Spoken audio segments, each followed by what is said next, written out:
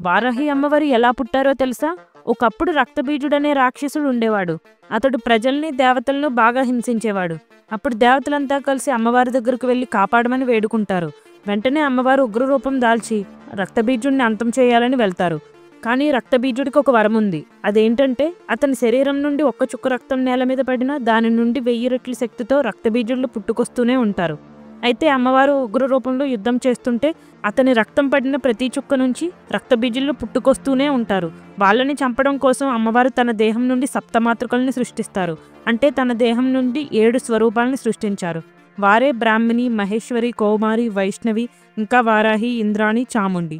అలా అమ్మవారి వెన్నుక భాగం నుంచి పుడతారు వారాహిదేవి.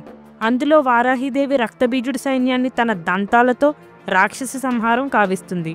తర్వాత అమ్మవారు సప్తమాతృకలను తన దేహంలోకి తీసుకుని రక్తబీజుడిని చంపి అతని రక్తం కింద పడకుండా తాగేస్తారు.